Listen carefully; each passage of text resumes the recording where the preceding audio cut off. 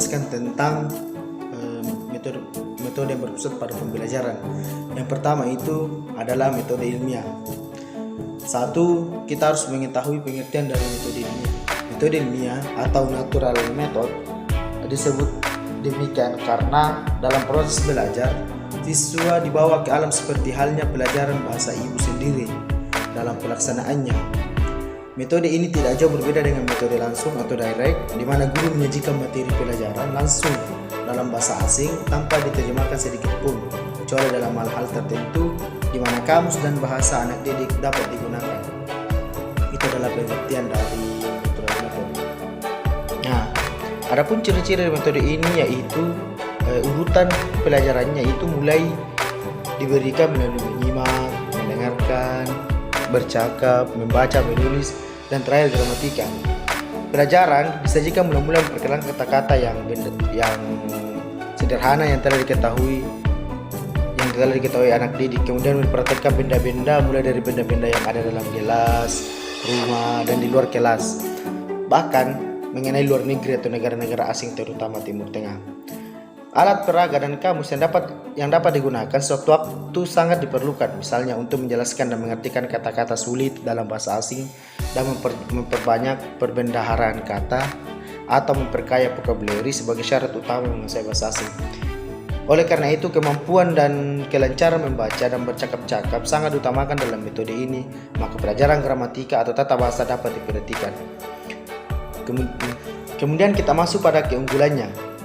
Keunggulan pada metode ilmiah yang pertama itu pada tingkat lanjutan metode ini sangat efektif karena setiap individu siswa dibawa ke dalam suasana lingkungan yang sesungguhnya untuk aktif mendengarkan dan menggunakan percakapan dalam bahasa asing.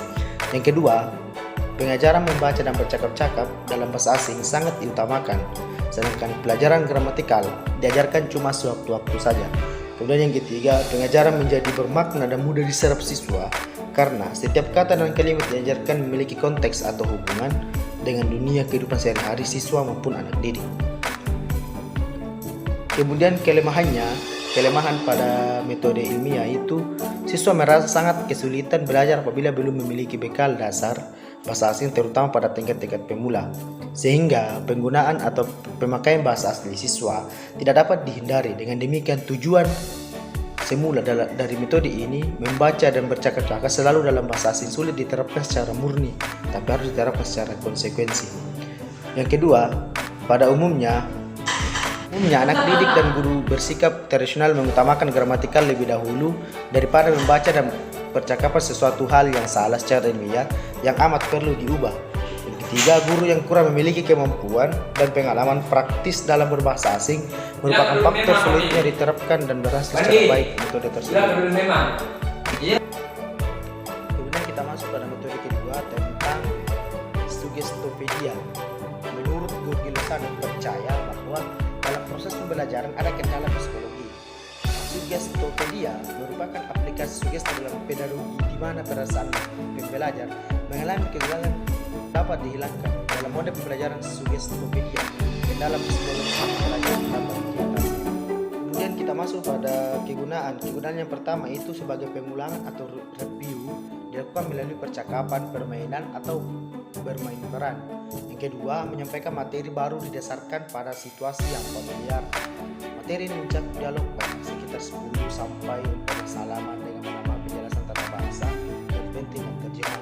Kemudian yang ketiga, porsi dari sugestopedia terbagi dua bagian, yaitu satu, guru membacakan dialog sementara siswa mengikutinya dengan meniru udara yang dalam atau biasa disebut dengan yoga. Yang kedua adalah aktivitas dalam bagian ini adalah guru membaca dengan emosional dan interaksi kemudian siswa menutup mata dan melakukan meditasi terhadap teks diiringi dengan musik klasik supaya lebih rileks. Kemudian kita masuk pada kelebihan dari metode ini. Yang pertama itu dari metode sugestopedia, yang pertama itu adanya komunikasi yang orisinal di dalam kelas. Yang kedua, perasaan sensitif ke belajar akan menumbuhkan motivasi. Tiga, siswa ditampung belajar dapat meningkatkan kestabilan mental dan emosi. Dan yang keempat, pelaksanaan yang intensif akan mengurangi kesempatan kepada siswa yang lupa. Nah, kemudian kekurangannya itu yang pertama, Sugestopedia tidak bisa dilakukan dalam kelas yang berjumlah siswa besar. Yang kedua, pelaksanaannya mahal, dan yang ketiga, 4 jam setiap hari dengan dialog yang panjang akan membuat siswa bosan. Terima kasih atas penjelasan.